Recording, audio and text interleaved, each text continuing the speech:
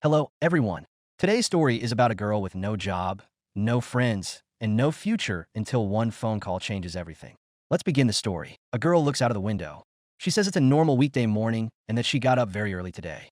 Her name is Muyu Uchiki. She is 19 years old, and she is a shut-in NET. She is a terrible sociophobe, and because of this lives as an outcast of society. During high school, her life changed dramatically. Although she forced herself to enroll in university preparatory courses, she couldn't keep up with the other kids in her class, so she stopped going. In her second year of high school, she dropped out. And now, 2 years have passed.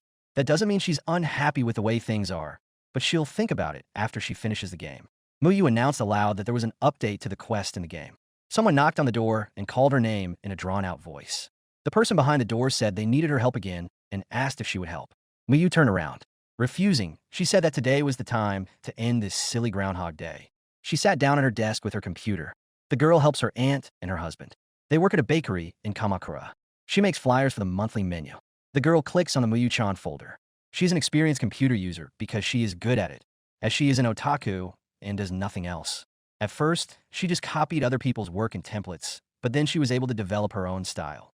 This job brings her a precious 6,000 to 7,000 yen for pocket money. Muyu saw a news story on the internet about a 19-year-old active college student who started her own business. The girl realized that the student was her age and noticed that the world was changing too fast. She realized that at this rate, she would soon be 20 years old and her younger sister would be a high school senior this year. And the time would come when her sister would learn who shut-in needs were. Muyu wonders what she should do, and she plops down on the bed. She wonders if there's a way to change her life forever. It's not even about her future. The reason was that she had fallen in the eyes of those around her when she dropped out of school. Thanks to helping her aunt, she manages to find money for games, but Muyu doesn't think this life will last forever. Soon she will have to look for a part-time job. However, she can't even walk around the city, where there are so many people who know her. She remembered an incident at the store where she worked when a woman recognized her and asked if it was her. And when that woman's friend asked who Ichiki was, she replied that she was the one who dropped out of school. Muyu cried out in sadness. The girl went out to her family and told her mother that she had arrived. Her mother was delighted with her return and asked if she had finished work. Muyu replied in the affirmative. Muyu's younger sister wished her good morning. Muyu explained to her sister that she hadn't woken up but had just finished work and asked her mother to tell her aunt that she had sent her everything by mail. Her mother said that her aunt had already called her and said that she had seen everything and that Muyu had done a great job again today. Then her mother called her. This frightened the girl, and she asked what her mother wanted to say. Her mother replied that, to tell the truth, Aunt Kay and Uncle Koichi wanted to ask her for a favor. Will Muyu be able to go to Kamakura and help them at the bakery? Muyu said no way. Mom knelt down on the floor in disappointment. Muyu tried to explain that they live in Gunma. Mom asked her if Kamakura was that far away. Muyu tried to counter that the only place she had been to recently was the store near her house. Her mother took out 10,000 yen to bribe her daughter. Muyu was very impressed. And when her mother took out 50,000 yen, Muyu was shocked. 50,000 yen. With that kind of money, she could buy 16 spins in the game. No, that's 7 games for the console. She could even buy a PlayStation. Muyu told her mother that she knew nothing about her aunt's store, let alone how to help there. In her mind, Muyu began to stop herself, saying that there must be a catch to such a lucrative deal. But her mother told her that Aunt Kay said that the job did not depend on age, education, or experience. Besides, Muyu would be warmly welcomed there, so it was worth it. And they would pay in advance, depending on what Muyu did. The girl thought about it. Come to think of it, until today, she had only dreamed of results, done nothing, and ended up dealing with the consequences. If she said no now, she would have even more arguments against herself later. Sometime later, Muyu was sitting on the train, eating on a jirai. The loudspeaker announced that the next station was Yokohama. Muyu realized that she was already sitting on the train. How is that possible? After all, she agreed without thinking and is already on her way to Kamakura. She was forced to take a lot of things with her, and she wondered if she would have to spend the night at her aunt and uncle's house. Sleepovers reminded her of summer camp in high school, where she had told a scary story about murders at night, and then everyone had talked about her at school. Muyu welcomes Kamakura. There are a lot of people around. Muyu notices this. It makes her feel uncomfortable. The girl approaches the crosswalk, thinking she should hurry to the store, get everything done, and go home. Muyu hears a child's cry. She turns in that direction. She sees a little girl staring intently at her. Muyu wonders why she is looking at her like that. Is there something wrong with her face, or is she acting too suspiciously? But the girl pointed at Muyu and called her mother, telling her to look because it was Chibe-chan. Muyu didn't understand why she was chided. The girl's mother leaned toward her. But when she saw Muyu, she said that the girl was right. It was her. Muyu was shocked by what had happened. She quickly looked around and ran off somewhere. Wondering what was wrong with this Kamakura, the girl dragged her suitcase, panting. She hadn't been outside for so long, and the sudden exertion made her feel sick. In fact, she had walked 150 meters. She looked at her phone, thinking she had come to the right address. She looked at the building, surprised at how stylish it was. But the bakery had a strange name, Boulangerie Renard du Tibet. Someone called out to Muyu in a drawn-out voice. The girl realized it was Aunt Kay's voice and was happy to finally meet someone she knew. But when she turned around, she saw Aunt Kay, who was pregnant, pushing Uncle Koichi, who had his arm and leg in casts, in a wheelchair. This surprised her greatly and made her stutter. Muyu was surprised by her aunt's belly and asked her uncle about his injury. She congratulated her aunt on her pregnancy and told her uncle to take care of himself. Kay said she was already 8 months pregnant, but as for Uncle Koichi, he said there had been an incident with robbers. Muyu already imagined a gang of thieves. But Aunt Kay explained that Uncle had just been hit by a truck while chasing a bird that had stolen some bread. Muyu noted that the story sounded more like a joke. Kay said she was glad Muyu had come and thanked her for it. The girl agreed and asked what she was supposed to do. Her aunt said that Muyu would indeed help them by working in the store instead of Kay. If it had been possible to work even with such a big belly before. Now, Kay had to take care of Uncle Koichi, and she was very worried about what she would do if her niece didn't help her. Muyu looked questioningly at her aunt. Muyu thought that her uncle and aunt had called her to make the menu and stuff. Kay replied that the main job was customer service. Muyu stood silently, processing the information. She rushed home, and Kay stopped Muyu, calling her. Muyu explained, shouting that she couldn't do it, that she had never worked anywhere before, that she didn't know how to talk to strangers, and that she refused. Kay stopped her, saying that wasn't true, because Muyu had already become popular at their bakery. She pointed to the stand by the bakery. Kay shouted at her to look at the stand. The stand had Chibisunichan written on it. Now they have a mascot for their bakery, Renard du Tibet in Kamakura. This magical fox has the same sharp gaze as their uncle, the baker. Character designer Muyu Ichiki. She makes their menus, is a little shy, but does her job well. In a childhood photo of Muyu, they looked at the stand in silence. Muyu looked closely at the image. She remembered how her mother asked her to make a mascot for her aunt's bakery, to which Muyu replied that she was not good at drawing. She drew a Tibetan fox because it had the same sharp gaze as Uncle Koichi. It turned out simple, but in any case, most mascots always look like that. Then Muyu told her mother that she had uploaded the file to the cloud and asked her to tell them, so they wouldn't forget to download it. When Muyu looked at the booth again and saw her photo, she screamed in horror. Muyu wondered how this could have happened. She remembered how a girl on the street had called her Chibe-chan. Kay explained that the residents of Kamakura liked Muyu's mascot, saying that its indifferent gaze and coldness were very attractive. Muyu asked why she didn't know about this, since there was nothing on the website. Kay explained that they only post minimal information there. She showed her phone and said that when she reposted it on Instagram, Muyu instantly became popular. Muyu wondered how she could have forgotten about this trait of extroverts. Kay explained that Muyu's mother had sent her this photo and said that it was a perfect fit, and that was how Muyu unexpectedly became Chibe-chan. Some people even compare her to it. Muyu wondered how her eyes resembled those of a Tibetan fox. Uncle Koichi said that, in fact, he was supposed to be the model originally, and people said he had samurai eyes when he was in France and wondered if they really looked like that. Muyu was surprised. Kay told her husband that she saw how upset he was when all the attention went to the beautiful Muyu, and he even wore cat ears on Halloween. Uncle Koichi asked Kay to be quiet. Muyu said she was supposed to be just a freelance assistant. So why was this happening to her? Kay asked Muyu to look at the drawings made by the client's children. Muyu was very surprised by the large number of drawings. Still, maybe it wasn't so bad that her ideas were so highly valued there. And when she thought about it, the girl who called her Chibe-chan said it not with indifference, but with great joy. Kay distracted Muyu from looking at the drawings and thinking, saying that first of all, she wanted to ask her something. Their bakery has many regular customers, which is why her job is not just managing the store, because the manager must also be the one who greets and serves visitors. And since Kay is currently on vacation, they don't have anyone else to do that, which is extremely difficult, and she thinks that their regular customers would really like Muyu. That's why she wants Muyu to take on the role of manager. Muyu gasped in surprise. She cried out that it was impossible to replace the manager. She didn't know how to do anything. Kay said that wasn't true. She had helped their store a lot over the past year and a half. Everyone was always talking about Chibi-chan, and they changed the name of the bakery last month. Muyu was shocked and wondered if she had really had that much of an impact. Uncle Koichi wondered if Kay was putting too much pressure on Muyu. Kei continued to say that when Uncle Koichi recovered, she would have more time and would like to find new staff, and if they open a new branch of their bakery, it would be great if Muyu could be the manager. Muyu was shocked to think that she would be the manager.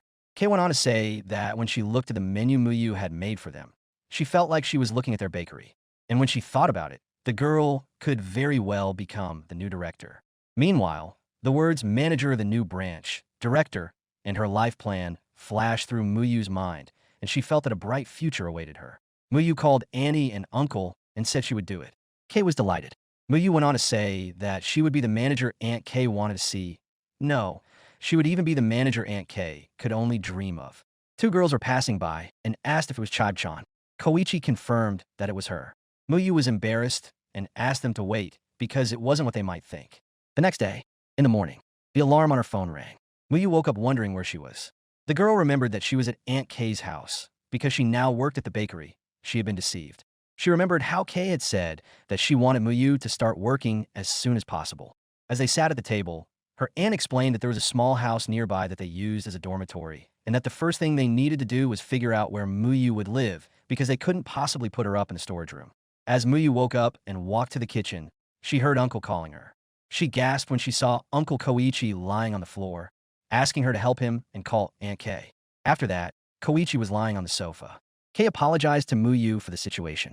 She explained that her uncle just wanted to make her lunch, but he tripped over a chair and fell. And that's how it all happened. He had been lying there for about 30 minutes because he was doing something silly. Muyu cried out in apology. The girl said that if she had woken up on time, this would not have happened. Koichi asked her not to worry. Kei said that uncle should be taken to the doctor and asked Muyu if she could make it to the store on her own. She also said that she had warned AI-chan about Muyu, and that AI-chan would take care of her and tell her everything about the bakery and the dormitory. Muyu would certainly try to go there, but there were too many people in the morning. And yesterday, there was already a commotion because she was recognized. There's no way she could become a star in a place she's unfamiliar with. And Muyu doesn't think this is a step towards a bright future. She's not ready to show herself to people yet. So she puts on sunglasses, a mask, and pulls up her hood. The girl who happened to be in the same alley as her was humming a children's song that taught kids musical notes. And she saw Muyu. The girl named AI-chan saw Muyu rummaging through her pockets, wearing a mask, sunglasses, and a hood. So she asked very loudly and menacingly what she was doing. Muyu screamed in fright and turned to face the girl. Muyu noticed the girl's grown-out roots. Black clothes, sweatpants, a sweater with a dog, and a gold zipper. She was leaning on one leg. That means she's a Yankee. Frightened, Muyu frantically tried to run away from her. The girl shouted that she was a thief and ran after her. Muyu is indignant, wondering why she has to run away yesterday and today. Deja vu, devilish Kamakura, she wants to go home. But because she is an otaku, her physical fitness is poor. The girl who ran after her thought that Muyu was like a snail. Muyu was very out of breath. She took off her mask and glasses, and at that moment the girl approached and asked if she was okay. Muyu tried to explain that she now works in a bakery. But the girl in sportswear recognized her and called her Chibi. Muyu tried to deny it. AI-chan asked her to catch her breath and then talk. Muyu did so and told her that the girl probably thought Muyu was a thief trying to sneak into the bakery in broad daylight, and she was very sorry for that. The girl said she understood now and remembered that the manager Kei had talked about Muyu. The main character was surprised that this girl worked at the bakery, and she found it scary that they would be working together. AI-chan pointed out that Muyu was a child and wondered if there would be any legal problems because of her job. Muyu replied that she was actually 19. This surprised AI-chan very much because it turned out that she was a year older than her. Muyu was surprised that the girl was younger than her. On top of that, Muyu is the manager, and it's very similar to posts on the internet that talk about the complex relationship between a boss and a subordinate. Muyu turned to AI-chan, asked her to listen, and told her that she had actually been asked to replace the manager. Of course, this was only until Aunt Kei returned to work at the bakery, but if they opened another one with her uncle, the girl didn't have time to finish her sentence. AI-chan happily noted that Muyu would be her boss and asked her to do her best. Muyu didn't understand, was she the boss or not? AI-chan suggested that Muyu take a lunch break and show her around the bakery at the same time, and Muyu thanked her for the offer. She thought that she didn't know how to communicate with ordinary people, let alone Yankees, and wondered how she could do it at all. Muyu decided to start with a compliment to AI-chan's name and asked how to read it. AI-chan explained that the character in her name was pronounced as sad. She doesn't have parents, so she doesn't know why that is. Muyu thought she had heard too much. Already in the bakery, Muyu noticed that everything looked very stylish. AI-chan remembered that it was Muyu's first time in a bakery and asked if there was anything she wanted to know more about. But Muyu declined. Her gaze fell on the menu sheet made. She noted that they actually use it. AI-chan said that was true, and that Muyu makes it every month. She asked if Muyu had learned this somewhere. Muyu said she taught herself. AI-chan said that was cool, and she didn't think she could do the same. Muyu thought that maybe the girl was actually nice. AI-chan looked at the mascot stand and said that this thing was also popular. When Muyu saw it, she screamed and decided not to look at it. AI-chan remembered. She had just tried to make it. AI-chan asked Muyu to wait a moment. AI-chan changed into her work uniform and said that she was done with baking for the day. Someone asked her if she was on break. AI-chan said that a new employee had joined them and she wanted to show her something. The girl picked up the dough tools and began to shape the dough into a bun. First, she divided the dough into separate pieces. She rolled it out a little. She filled it with filling, shaped it, and put it in the oven to bake. She told Miyu that buns are often shaped like animals, that they have popular buns shaped like hedgehogs, and that they make the needles on them with scissors. She also said that children really like this kind of pastry, so she and Uncle Koichi thought they could make something special for customers with small children. She turned around and showed it to Muyu. She showed her the bun shaped like the mascot Chibe-chan and said that this was the prototype for their fox buns. Muyu exclaimed, asking what it was. And AI-chan explained that she had worked very hard on the design. For example, to make the bottom part white, she had to bake the dough at the right temperature and only in the right places. And because of the slight unevenness and asymmetry, the figure looks more natural. Muyu thought that it was very awkward and that she should have thought better when she drew this mascot. Muyu looked at the bun again. AI-chan noted that they were fresh out of the oven and very tasty. Muyu realized that AI-chan had made them for her. She made these buns with a character she had invented. Muyu thought that such a gesture made her happy and touched the bun. But she quickly withdrew her hand, and AI-chan told her to be careful because they hadn't cooled down yet. Muyu picked up the bun again and took a bite. She thought it was very tasty and that it was the first time she had eaten freshly baked bread. AI-chan asked if it tasted good. She had added a lot of chocolate cream, and Muyu replied that it was delicious. Then she remembered that it was rude to talk with her mouth full. Muyu began to chew the bun faster, while AI-chan watched her. This made Muyu think that she should say something. Because of the silence between them, it was as if there was a wall, and she began to think about what to say, about the aroma of freshly baked bread, along with the not-too-sweet chocolate, but it would probably sound too pompous. Looking at AI-chan, she thought that with that expression on her face, people usually expect a good review. Muyu thought again that she should say something quickly. Muyu tried to swallow the roll quickly, but she started to fidget because she couldn't swallow it. AI-chan was scared for Muyu and shouted that it was dangerous to swallow unchewed food so quickly, and she started looking for water. She looked at Muyu's face and was surprised by the resemblance between the mascot and the girl herself, as if the bun had really possessed Muyu. While AI-chan was thinking about giving Muyu water, Muyu was thinking about her sore throat and that she hadn't given her review. As she was leaving the bakery, AI-chan invited her to come with her and said that Muyu needed to rest in a quiet place. Muyu apologized for the incident at the bakery. AI-chan reminded her that it was because she had eaten too quickly, and she began to wonder if she had done something wrong with the recipe. Muyu apologized again. She said that the bun was really delicious. AI-chan asked if it was so delicious that she wouldn't mind dying. AI-chan noted that they would most likely be working in the morning tomorrow, so they needed to find Muyu a place to stay as soon as possible. Muyu asked if there was a dormitory. The girl replied that yes, there was, and it was great. Standing in front of an old building, AI-chan explained that it had 2 floors and was built 40 years ago, which is not very old for Kamakura, as the other buildings are 400 years old. Climbing the stairs, Muyu realized that she would finally be able to live alone in peace. They entered the room. AI-chan said that she was home. Muyu was surprised and asked again. AI-chan pointed to one room, saying that it was her room, so Muyu would live in the other one, and pointed to an empty room. Muyu asked what she meant. AI-chan said that when she was kicked out of her previous home, the manager converted the place from a warehouse into a dormitory. Now there was no one else here but her, so Muyu was now resident number 2, and she would be counting on her both at home and at work.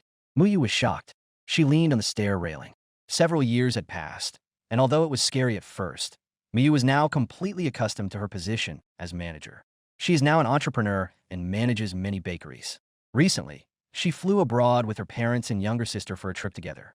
AI-chan called her. Muyu woke up and realized it was a dream. AI-chan leaned over her and called her name again. But Muyu was very frightened and cried out. AI-chan screamed herself and asked why Muyu was waking up so abruptly.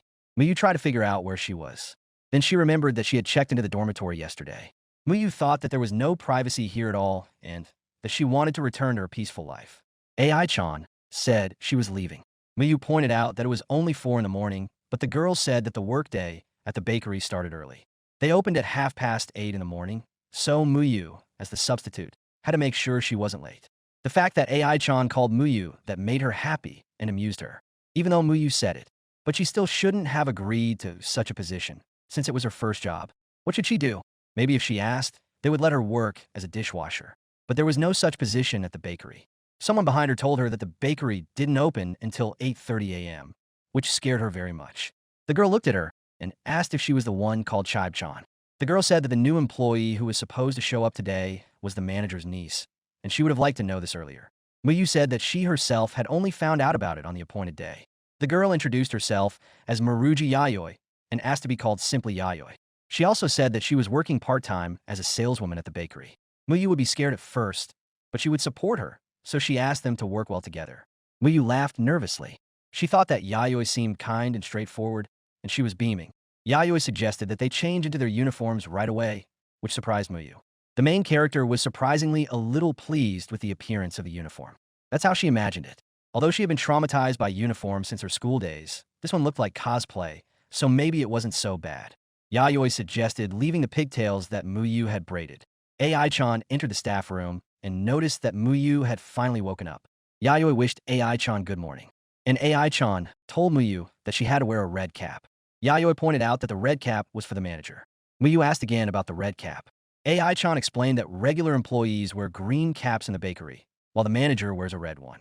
But seeing Yayoi's thoughtful face, she explained that until the manager returned, Muyu would be her deputy. Yayoi understood everything. Muyu apologized and said she would try to cause them as little trouble as possible. Yayoi said that in that case, they should also try to support her, and if there were any problems or doubts, she should ask. Muyu thought that Yayoi was a good person. Yayoi said she was going to take out the trash. As soon as she walked out the door, she sat down on the staircase and screamed silently in her mind. Wondering how Muyu could be the assistant manager, she wondered if it was because she was Kei's niece, but she was the one who had to keep an eye on everything while the manager was away. After all, the manager had asked Yayoi to look after Muyu in her imagination. Yayoi mentally asked to be entrusted with this task, as Kei's right-hand woman and her loyal servant. And she stopped, standing in a silly pose, stretching her hand toward the sky. Yayoi thought that this was definitely some kind of test from the manager. She wondered if Muyu was really her rival. But in any case, she had to live up to the expectations placed on her. She was obliged to help her grow as her deputy. Yayoi informed Muyu that they would mainly be working at the cash register. They didn't use barcodes, so they had to memorize what their products looked like and what they were called and enter the correct price of the register. But first, Muyu had to memorize all the types of bread they had on sale this month, and Muyu listened carefully. Muyu continued after Yayoi and asked again, "Are vegetable paninis on sale this month?" And they cost exactly 390 yen. Yayoi was surprised and asked if she had already learned everything. Muyu explained that she was making the menu. She thought this was great because she hadn't thought her plans to earn pocket money would come to fruition, and she needed to show Yayoi as many of her strengths as possible.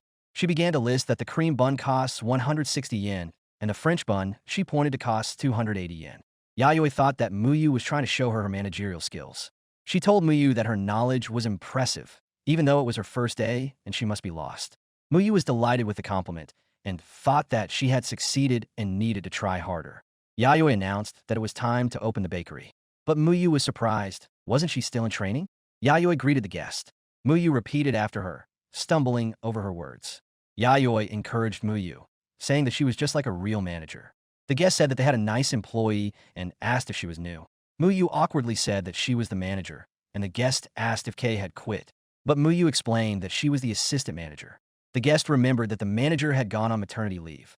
The guest began to say that she also had a difficult time when she was pregnant with her eldest son. Muyu looked at the buns the guest was buying and calculated that 2 cream buns cost 160 yen. Yayoi asked if the guest's son was now in elementary school, as she often saw him near the bakery. Muyu calculated that 1 bacon bun cost 420 yen. The guest confirmed that her son was in elementary school and said that he weighed 4,100 grams, so she had to give birth for 3 hours. Muyu calculated 3 times 4,100 yen. The guest continued to say that she, of course, received 120,000 yen per month in benefits, but she had to wait 4 months for the benefits. And Muyu calculated 4 times 120,000. She announced loudly that the total came to 493,600 yen. Yayoi was surprised and asked where that amount came from. After a while, Yayoi thanked the customer for her purchase, and the customer said goodbye. Yayoi tried to calm Muyu down, telling her that it was a regular customer, so it was good that she just laughed at the situation. Muyu cried and said that she shouldn't have tried to be the assistant manager after all. In fact, such work should be done by someone like Yayoi, not a worthless and useless person like her. Yayoi thought about what Muyu had said. Yayoi replied that when she first started working part-time, she had failed at 40 companies, and before she got a job at the bakery, her life seemed like a nightmare, but a friend told her about the bakery, and after meeting the manager, Kei, she learned a lot. Therefore, she believes that Muyu can work here and gradually learn everything. Yayoi's words helped Muyu a lot. Suddenly, a girl passing by shouted that Muyu was Chibe-chan. Muyu was frightened, thinking that she didn't get along well with children. Yayoi explained to the girl that Muyu was not Chibe-chan, but the girl who invented Chibe-chan. She patted Muyu on the head and smiled gently, saying that it was because Muyu was truly an amazing person. And that was true. Without thinking, Muyu called Yayoi mom. And Yayoi quickly pointed out that she wasn't that old yet. But she thought about what would happen if she became Muyu's mother. Then she would become the manager's sister. And she got overexcited. AI-chan noticed that Yayoi seemed to be in a good mood today. A little later, the girls thanked the guest for her purchase. Yayoi noticed that it was already late, so she asked Muyu if she had settled in at the bakery. Muyu said uncertainly that she had settled in and that she was doing better than at the beginning. AI-chan came and thanked the girls for their work, and Yayoi was surprised to see her. AI-chan asked how Muyu was doing. She wanted to encourage her, saying she had done a good job, but when she saw Muyu's tired face and frozen, eerie smile, like the Joker's, it frightened her. AI-chan asked her how she was. Muyu apologized and said that she hadn't used her facial muscles in a long time, which was why she couldn't stop smiling now. Yayoi noticed that it was always like that in the afternoon. Muyu remembered that AI-chan's shift had ended in the afternoon. AI-chan said she wasn't busy anyway. Yayoi pointed out that AI-chan was just very caring, which is why she came to look after Muyu. AI-chan was embarrassed and tried to justify herself by saying that she just had nothing else to do. Muyu noticed that they had few items left. Yayoi said that was great because it would be problematic if there were leftovers. They are a private bakery and do not use preservatives, so they have to sell as much bread as possible in 1 or 2 days so that nothing goes bad. Muyu said she understood, and that it was like a loss of pleasure. AI-chan corrected her, saying it was a loss of food. Yayoi pointed out that now was the perfect time for something. Muyu didn't understand her, and Yayoi asked her to do something. She took out a sign advertising a special discount on the products on the counter where it would be displayed.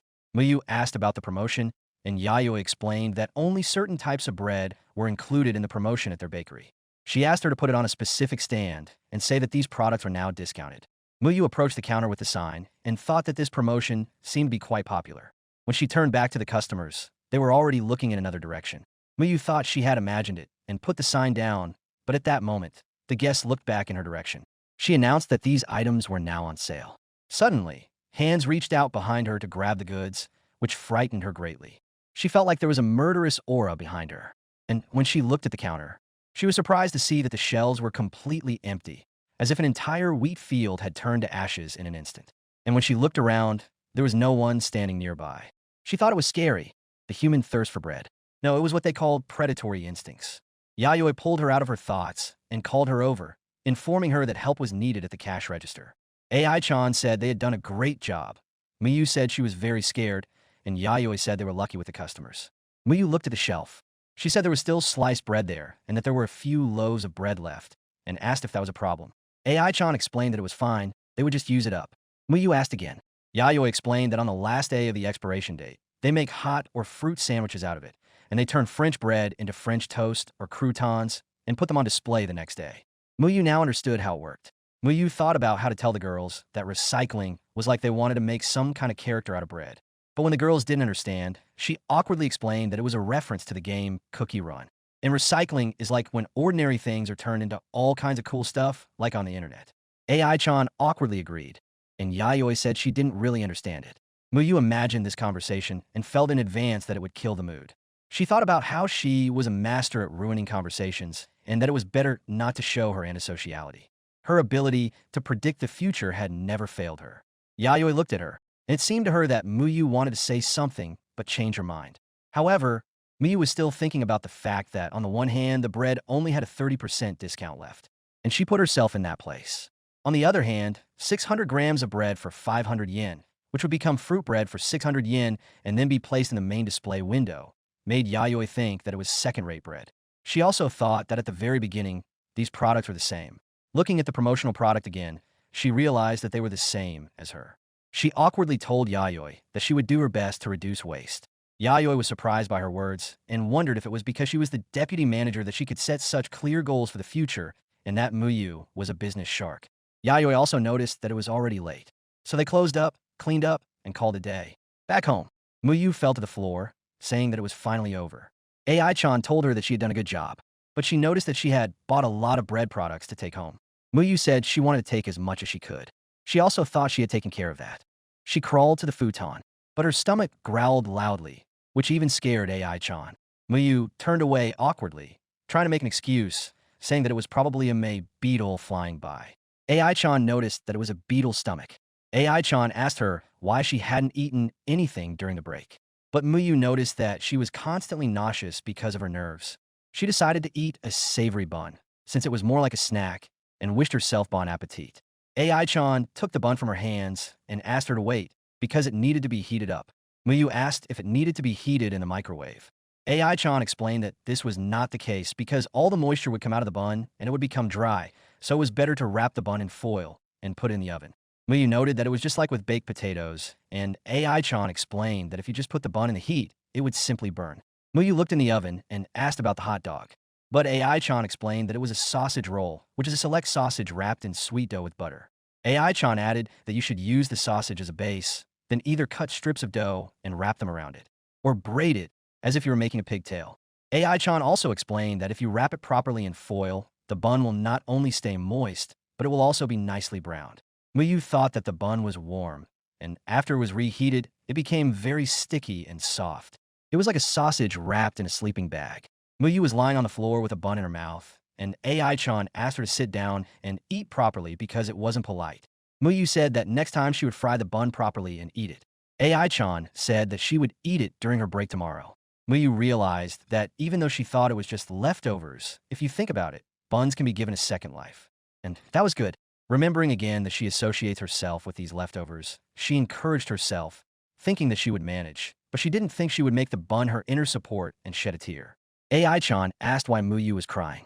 The next day, the girls thanked each other for their hard work and noted that they had done well. Leaving the bakery, Muyu sighed.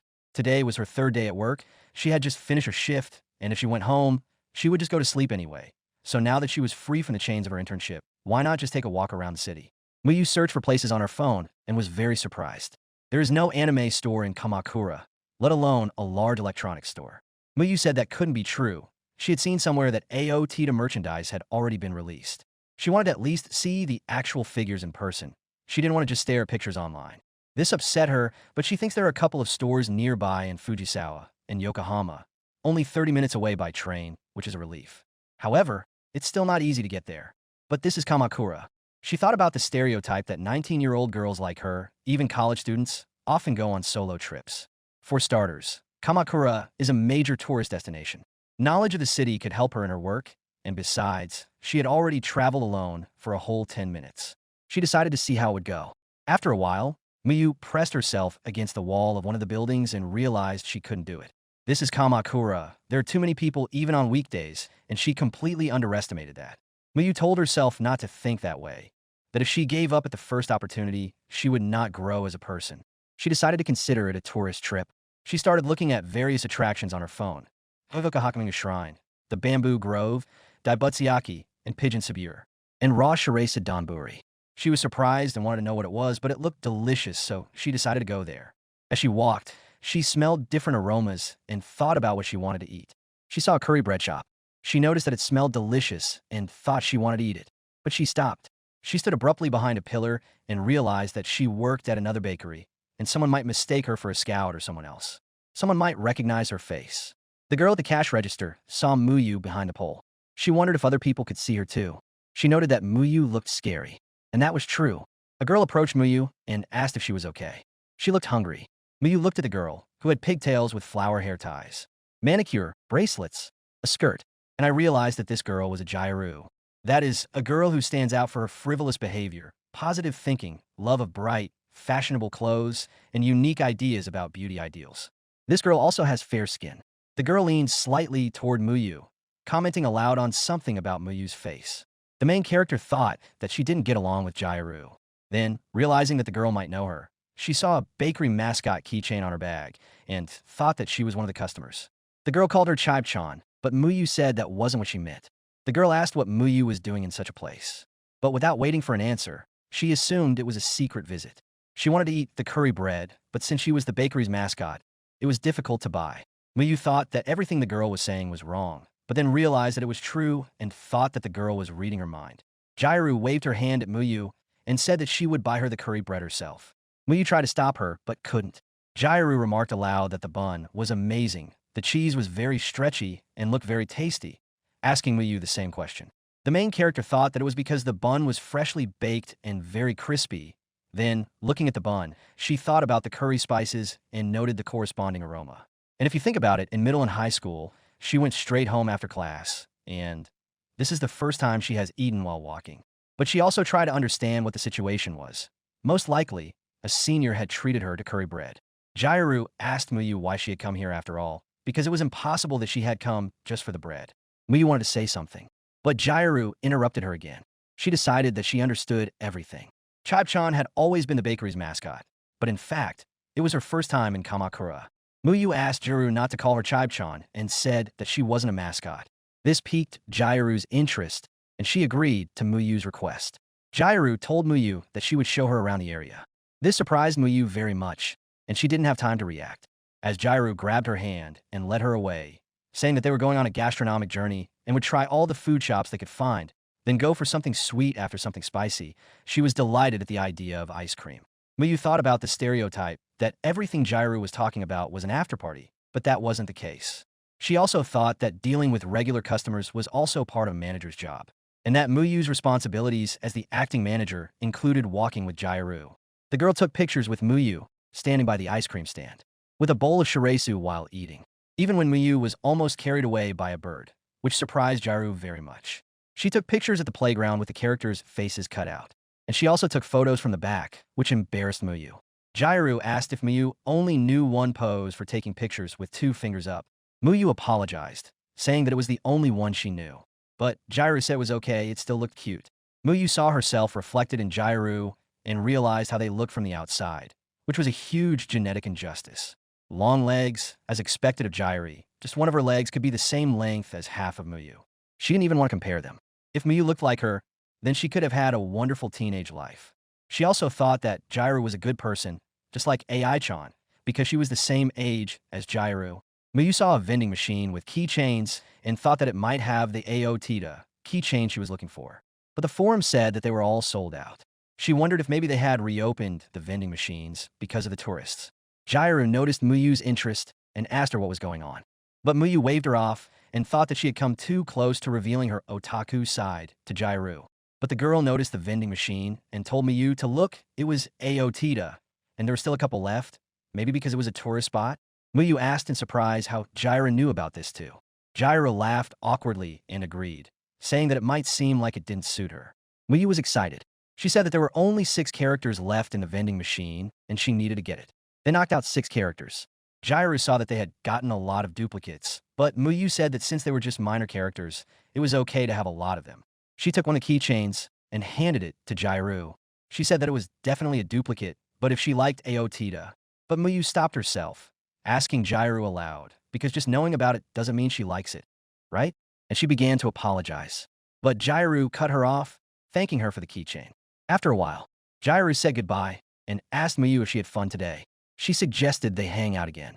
Muyu explained that she should have been the one to say that and make that suggestion. She thought Jairu was a good guide, but Muyu also realized that she hadn't asked for her phone number or her name, but she seemed to know about the bakery. Once home, Muyu thought that Jairu might come and visit her sometime. This made her happy, and AI-chan noticed and asked Muyu why she was smiling. What amused her? Then AI-chan saw the keychains and asked if they were all the same, and if Muyu really liked collecting them in such large numbers. Muyu thought that AI-chan was her complete opposite. Compared to that, Jairu was so kind. AI-chan asked Muyu if she had taken a bath, but Muyu thought about how she really hoped to meet Jairu again. The next day, Muyu went to the bakery and wished everyone a good morning. But Muyu was very surprised when she saw Jairu at the cash register, who thanked her for her hard work. Yayoi explained that this girl was Meika, a part-time employee who only worked on weekends, and that she would be the senior employee in the store, so she asked Muyu to ask Meika for advice on various things. Meika, on the other hand, addressed Muyu as the manager and asked her to take care of her. Muyu thought it was all a bit cliché. At the bakery, Meika greeted the guest, and Muyu repeated after her, but less confidently. Muyu thought about how she didn't know Meika worked at the cafe and hoped she hadn't done anything strange or awkward in front of her. After all, Meika was a Jairu. Muyu addressed Meika as Meika-san, but Meika said she could drop the formality. Muyu continued talking, saying that Meika knew about her, so why didn't she say anything? Meika said she had heard others describe Muyu, but she wanted to see for herself and understand what kind of person Muyu was. This alarmed Muyu. She immediately apologized for not living up to her expectations. Meika explained that that wasn't what she meant at all. Yayoi asked Muyu if she had gotten used to the bakery. Muyu awkwardly replied that yes, she had settled in a little. Yayoi pointed out that it seemed like Muyu had become close to Meika, and Muyu said that a lot had happened between them. Yayoi agreed that Meika was a very friendly girl after all. Muyu was just about to ask about Meika, who had disappeared from her workplace. Meanwhile, one of the customers was discussing with another that these croissants looked very delicious. But there were only pistachio cream and honey cream cheese left, and she would gain weight either way, so she wondered which one to choose. Meika appeared behind them and told them to take both, which scared the guests. The guest asked if croissants weren't too high in calories and sugar, but Meika explained that everything was fine. These croissants are made with fewer layers so that the texture better complements the taste of the cream, and there is plenty of space inside. Therefore, they have practically 0 calories, and she stated all this with firm confidence. One guest was amused by such a silly theory, while another said that when the employee herself said that, she really wanted to buy both. Yayoi asked what Meika was doing, and she flinched in alarm. She replied that she was just talking about their products, but Yayoi clarified that if someone from the bakery said something like that about the absence of sugar and calories, it would be considered fraud, and apologized to the guests. Meika got a slap on the head. She said that Yayoi was very strict, but since they needed to attract tourists to the area, they had to do at least that, while Muyu thought it was all impossible for her. The girls thanked the departing guest for their purchase. After Yayoi said that now that all the customers had left, they should take the opportunity to restock the sales floor, which would also serve as a new lesson for Muyu. Meika agreed to the task, as did Muyu. They began to arrange everything. Yayoi almost immediately began to correct Meika, saying that they were not like foreign bakeries, because Meika had started stacking everything into a tower. But Meika just asked if it wasn't better when customers bought large quantities at once. Yayoi explained that they didn't use pushy sales tactics after all. Muyu decided to ask Yayoi's opinion about her work, and she replied that her design was very neat, but Muyu was too meticulous. Perhaps her graphic design skills helped her. Muyu was pleased with the compliment and said that she would continue to arrange them that way. Yayoi immediately explained to her that it wasn't Tetris and that she could safely put some buns at the end of the counter. Muyu thought that Yayoi was very kind after all, and that she had a pleasant aura. Muyu thought that Yayoi was as majestic as a statue of a goddess. Muyu told Yayoi that she was truly amazing, and that she would try to follow her example and become a good manager too. Yayoi was surprised and told her not to rush so much, that Muyu could go at her own pace. And she thought about how she still hadn't left her current position as manager. Muyu said she wanted to be as good at customer service as Meika. The girl stood frozen with a lifeless gaze into the void, repeating the word service. Muyu was surprised by her behavior and asked why she was frozen in place. Yayoi cried out that it was bad because Meika had run out of fuel. Muyu repeated Yayoi's words, and she called her. She handed her some buns and told her and Meika to take a short break, but only for a second, and that she could take whatever she wanted and go have a snack. It was all for her. Muyu was very surprised to receive so many buns. She went over to Meika and told her that they were taking a break. Muyu handed Meika a bun and told her that they could have a good snack. Meika took a bite right out of Muyu's hands, and Yayoi shouted that they should go to the staff area and asked Meika to wait a moment. Once in the staff area, Meika ate eagerly with a happy expression on her face. She apologized to Muyu, saying that she had finally come back to life, and Muyu pointed out that she was indeed eating too much. Meika also explained that when she was hungry, her brain completely shut down, and Muyu asked if that meant she was overworking herself. She thought about how Meika had eaten a lot yesterday as well. Meika said that bakeries are dangerous places, and no matter what anyone says, the whole bakery smells delicious. If she had fainted like last time, the previous manager would have told her that if she felt like she was about to pass out, she should just take a break and eat as much as she wanted. And today Muyu was here too, and she was a little nervous. Muyu thought about how the price of all the bread she was eating was less than her hourly wage. Meika shoved a bun into Muyu's hand and told her to eat and finish her lunch, but Muyu tried to explain that she didn't eat that much. Leaving the staff area, Muyu said wearily that she had overeaten, and Meika thanked Yayoi for her hard work. Yayoi saw that they had returned and asked Muyu to continue her work with the display cases. Meika asked her to take care of the cash register. Meika happily agreed. Muyu wondered what she was thinking. Muyu followed Meika. She looked at Muyu strangely, which confused her. Then she typed something into the cash register and hid behind it, crouching down. Meika was crouching down, and Muyu approached her. She called her name, and Meika jumped in fright. She turned to her with a terrifying expression on her face, which frightened Muyu. She asked Muyu to be quiet, or Yayoi would notice. But then Yayoi appeared and said that she had already noticed everything, which frightened Meika so much that she started screaming. Yayoi said, "Not again," and Meika ate quietly while on duty. Meika replied that she had only managed to get some bacon api bread, and Yayoi responded that while she was saying that, could she please not reduce the bacon api supply? This is a baked good in which cuts are made in the dough wrapped around bacon and shaped to resemble an ear, resulting in French bread. Yayoi sighed and said that since she was watching the cash register, Meika should go eat in the back. Meika was holding out her hand with money and asking if she could buy curry bread. Yayoi rudely replied that she should finish her work first. When Meika left, Yayoi told Miyu that Meika was an extremely eccentric girl, but she was competent when it came to important matters. Meika approached the curry bread counter. She took one loaf and, with a very satisfied and happy expression, began to eat it. Many customers found this very appetizing. Because of this, they started buying it up. Yayoi noticed and said that their curry bread was selling exceptionally well today, and Miyu thought that Meika, without realizing it, had become an advertising figure. When the bakery closed, Meika breathed a sigh of relief and said that this was just what they needed. Miyu noted that the shelves were completely empty. Yayoi said that Miyu was right. On days when Meika was at the bakery, they often sold out of all their baked goods, and in any case, Meika had her own way of contributing to the bakery. And Yayoi feels defeated. It's a quality she doesn't have. Miyu thought she understood Yayoi because she hadn't realized it either. Miyu also thought that Meika had continued to eat so much that the supplies had completely disappeared. Yayoi said that they didn't have any bread left to take home as a souvenir today. Meika sighed sadly. While at the bakery, AI-chan talked to Miyu and said she remembered something. When asked about the fact that they had run out of toilet paper, Miyu said that she had bought some last night while AI-chan was asleep. AI-chan replied that there weren't many stores open early in the morning, to which Miyu responded that it might be because it was a tourist spot. Meika watched them from the sidelines and suddenly said that it was so unfair, which surprised the girls. She went on to explain that Miyu and AI-chan seemed very close. AI-chan replied that she wouldn't say they were close, but Miyu continued that they lived in the same dormitory. Meika sighed. Meika said that it was even more unfair, as AI-chan had never invited her to her home, and she asked if they were neglecting her. AI-chan said that wasn't the case, they just didn't have anything to show her, and asked her to leave the pastries alone.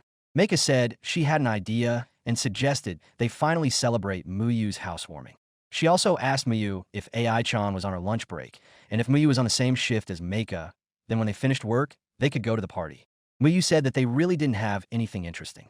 Meika said that it was okay because the main purpose of their visit would be to study. Then she added that she couldn't wait, so she said she would try her best today. Miyu sighed and agreed. After a while, the girls were standing in front of the dormitory.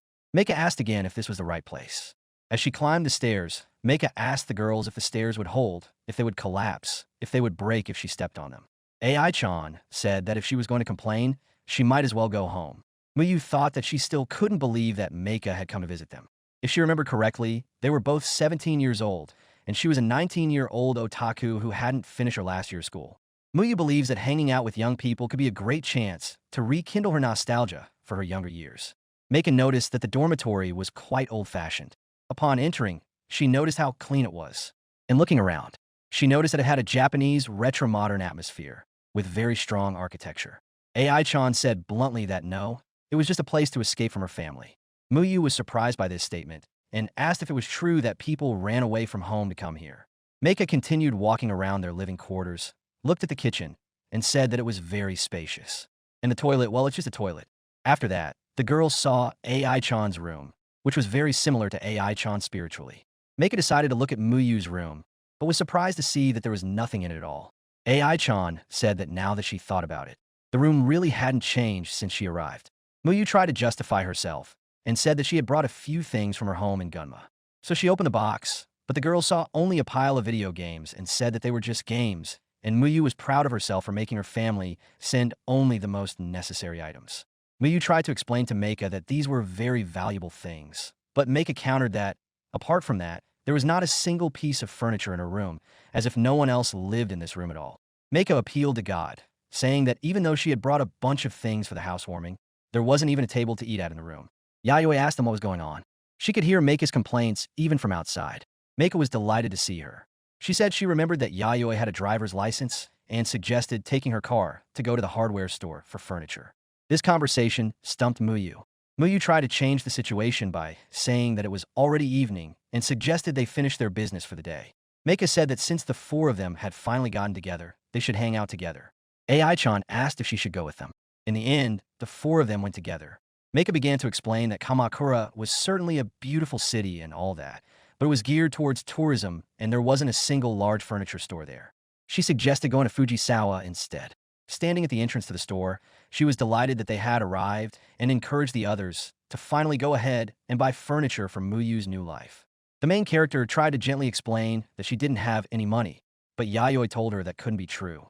After all, the bakery manager had a deal with Muyu's parents, who had entrusted her with 30,000 yen to pay for the move, and as a special exception, her salary had also increased. Muyu was shocked. 30,000 yen for 5 days. All this time, Muyu was afraid that something would be deducted from her salary for the incident on her first day of work, so she sat quietly. And with this 50,000 yen advance payment, she must have more than 100,000 yen. This was the first time she had such a large amount of money, and she didn't know what to do with it. After all, she could even buy an inexpensive gaming computer. Yayoi interrupted her thoughts and said that they were only buying furniture for her now. AI-chan said she was also very interested in this, even though they weren't buying it for her. Meika saw a cute bed, but Muyu immediately said they wouldn't buy it. Meika said that it only cost 42,000 yen, but Muyu countered that the bed simply wouldn't fit in her room. But Meika stuck to her opinion that the bed was very cute. AI-chan pointed to a small refrigerator and asked what about it. Muyu could put it under her bed, but Muyu replied that she didn't even have a bed yet. Muyu tried to find support in Yayoi, but she suggested she look at a 4-seater sofa. It was perfect for them, but Muyu countered that it would only be useful for today and nothing more. Seeing Muyu's despair, Yayoi said she was joking. AI-chan called Muyu over. She told her about the refrigerator they had talked about earlier, which was being sold online for 9,000 yen. Muyu thought it was probably just a fake or defective. AI-chan noted that when you start choosing furniture, it becomes surprisingly difficult. Yayoi agreed, because Muyu didn't even have any luggage with her. Meika asked about a TV stand. AI-chan replied that they didn't have a TV at home. Yayoi suggested that Muyu had bought a monitor for gaming, and she was sure that such things were usually placed on a table. Meika noticed that Muyu was missing, and the girls started looking around. AI-chan suggested that she was lost, but Yayoi said she didn't think Muyu had gone far. Meika spotted Muyu. She was standing in front of a lava lamp. Muyu was looking at the lamp with great interest. She even said that it looked very cool, but the girls agreed that she definitely wouldn't need it. The girls returned to the dormitory. Yayoi noticed that it was already late, so they had to unpack their purchases quickly. She also asked Meika what she had bought for dinner. Meika replied, soba and nabe. AI-chan asked Muyu what they should do with the shelf. Muyu politely asked her to hang the shelf on the wall, and to put the table in the corner too. AI-chan helped put everything where Muyu said, but then she asked why all the furniture was in one corner of the room. Muyu awkwardly explained that it was so they could reach everything while playing games or scrolling through the internet. The girls rearranged the furniture. Meika noticed that her room now felt much cozier, while Yayoi said that, in her opinion, it looked more like a bachelor pad. Muyu looked at the lava lamp with great enthusiasm. She said that in the future, when asked what she spent her first salary on, she would remember this lava lamp. Sometime later, Yayoi announced that the soba was ready, which made Muyu happy. Meika suggested having a sleepover, adding that she really didn't want to go home. Yayoi explained that they didn't have any other futons, so she and Meika would have to leave that idea for next time. Meika brought everyone closer and suggested they take a photo together. She asked everyone to get ready and held out her hand with her phone. Muyu wondered how it happened that by the time she realized what was going on, she was already on the train to Kamakura. Unexpectedly, she was given the task of acting as manager, and every day was so hectic and difficult. But for some reason, Muyu feels that this life isn't so bad. Afterwards, they looked at the photo and noticed a terrible grimace on the wall behind them. This made them nervous. Muyu suggested that it was just a stain on the wall, but Yayoi said that the shape of the stain was very unusual. Meika saw that it looked like it was under the tatami mats. Yayoi said she would use a screwdriver to pry it up, and Meika praised her for the idea. On the count of 3, they pried up the tatami mat. A bunch of papers with some writing on them fell out. This frightened Yayoi and Meika very much, and they apologized for the disturbance and ran away. Muyu and Ai-chan continued eating, and Ai-chan countered that it was an old house after all. They also thought that after what they had seen, the girls had been blown away like the wind. Sometime later, while playing a game, Muyu reflected that, when she thought about it, a lot had happened during her time in Kamakura. On the first day, she was unexpectedly appointed manager, and on the second day, she was already working in the bakery and even met Ai-chan. On the third day, she met Yayoi, and then Meika, and then they went to choose furniture for her. Quite a lot of time had passed since she arrived here. Ai-chan said it had only been a week, hadn't it? Yesterday was her first day off, and she slept at home almost a whole day. Muyu countered that she had also been doing daily quests and games, and she thought that, even though she had been called in so urgently, was that all she needed to do? Work part-time and sleep. Muyu also thought that a part-time job was already a big achievement. At least she was no longer unemployed. Ai-chan asked Muyu if she really wanted to know about the manager's job, and why was she asking her specifically? Muyu replied that she was the only one who called her a manager.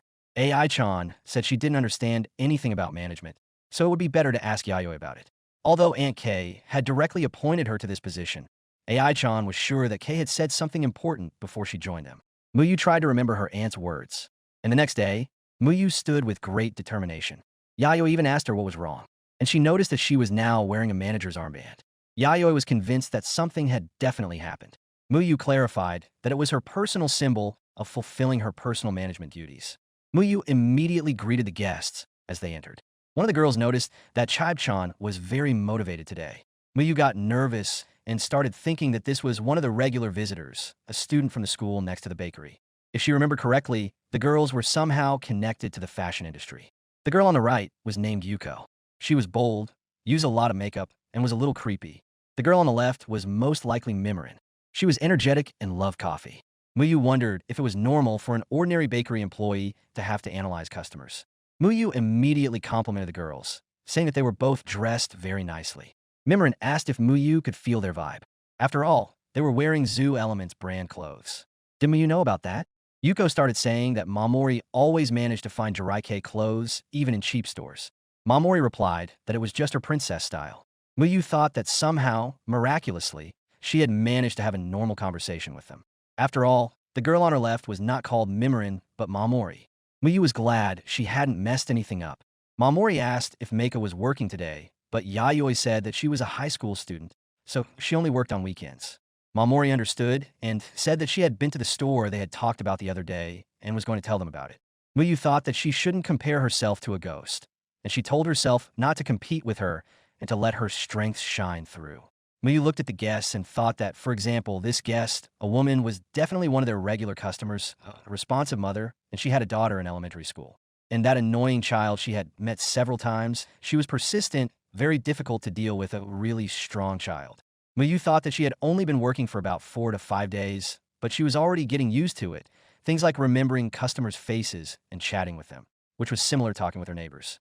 Muyu greeted another guest, but when she saw the foreigner, she hid behind the pastry counter. She was very frightened of the foreigner and thought that she would definitely not be able to handle this. The difficulty was too high. The language barrier was insurmountable for her, not to mention the field and her age. She just needed to hide her presence now. She still remembered how good she was at it since childhood. Then she remembered that her uniform was more noticeable now than ever. She mentally asked the guest not to pay attention to her, but the guest looked in her direction and walked towards her. This made Muyu very nervous. She turned around and saw that Yayoi was still busy at the cash register. And when the guest addressed her again, she tried to answer him in English that yes, she could sell it, and apologized for not being able to speak English. Ai-chan came over and asked if she was okay. But when she saw the foreign tourist, she said that there were many of them in Kamakura, and she came over to help. The guest was telling her something, and Ai-chan listened attentively and nodded in agreement. Muyu watched them and thought it was cool how Ai-chan communicated so easily with a foreigner, and that she didn't expect this from her. But on the other hand, Ai-chan does have blonde hair. Ai-chan asked the guest to repeat himself, then explained that she didn't understand what shirmu was, and said that the tongs weren't for sale. Muyu was shocked, because AI-chan was now communicating with him in broken Japanese. Then AI-chan asked the guest to wait a moment and showed him how to install a translation app. She asked him to try saying something, and when the guest did so, she said she understood him. AI-chan showed the translation of the guest's question, and Muyu read that the guest was saying that it seemed like other customers were using these tongs to pick up bread and asked if this bakery had a self-service system for selecting products. Muyu explained that yes, it did, and handed him a tray, explaining that he could use it to take whatever he wanted. AI-chan remarked that Muyu's Japanese was terrible. A notification sounded on the guest's phone. Muyu was surprised that he left so suddenly, but AI-chan replied that he would come back anyway and definitely buy something. She also told Muyu that she had heard that self-service was considered unusual in other countries. But when she saw how worried and nervous Muyu looked, she asked her what was wrong and patted her on the head. Muyu replied that she was suddenly overcome with fatigue. And by the way, she noticed that AI-chan spoke to him entirely in Japanese, which surprised her. AI-chan replied that they were in Japan, and besides, the guest had traveled so far to their country, so wouldn't he be happier if she answered in Japanese? She thought it was the best thing to do in this case. Muyu asked how it worked. AI-chan replied that in any case, they both needed to do everything they could. Muyu thought that she had indeed panicked because of the surprise, but still, as the manager of the bakery, she needed to quickly learn how to get along with all types of customers. She would definitely make mistakes at first, but that was just part of the process. She thought it would be a good idea to study English in her spare time to start with. Muyu greeted the new visitors. Turning to them, she saw the same foreigner with 2 other foreign tourists. Muyu was frightened that there were more of them now. There were now 3 of them, and it was beyond her capabilities. Muyu saw them walking towards the corner of the counter with the mascot. Then the guest asked her if it was her. She said yes, and that the character was based on her design. He asked about the price, and she said yes, they were on sale now. Muyu thought that in a little while she would explode. She already wanted them to go home, or rather, for her to go home. Even if he spoke Japanese, she had no idea what he meant. There was nothing to answer. He couldn't speak Japanese at all. The second guest asked her something, and she flinched, trying to figure out how to respond. But his friend gave him a translation app, and then he showed Muyu the translation. She read that he was looking for a bun that is only available in Japan and can only be sold at their bakery. Muyu said she understood and offered to show them some Japanese buns. She began to show them their buns, anpan, curry bread, and melon bread. When the guests went to the cash register, Muyu sighed, thinking she had finally passed the test. Then she saw the guest beckoning her over and wondered what was going on. Had she done something wrong? Or was she being kidnapped? Outside the bakery, they asked her something. Muyu just thought that even a translator wouldn't help here. A girl passing by asked what they were doing. Muyu looked at her and remembered that she was that same annoying girl. She told Muyu that the tourists were asking what the bun tasted like. Muyu was genuinely shocked by the girl's knowledge of English. Muyu said she hadn't tried the buns yet, and the girl relayed her words to the men. The girl then suggested they eat it together, but Muyu asked her to repeat herself and wondered what she was talking about. Muyu saw the bun. It was sakura anpan. Green beans combined with lightly salted cherry blossoms created an exquisite taste that balanced the cherry aroma with a subtle saltiness, and cherry blossoms were added to the sticky dough. Muyu took a bite. She thought it was very tasty, just what her overworked brain needed. Muyu, the girl, and the 3 foreign tourists ate the buns on the street, and Muyu realized that now was not the right time to eat. Later, she explained that the buns contained lightly salted cherry blossoms, but when asked what shizuku was, she couldn't find a simple answer. One of the guests said it was very tasty, and Muyu thanked the guest for the compliment. Turning to the girl, she asked how she knew English.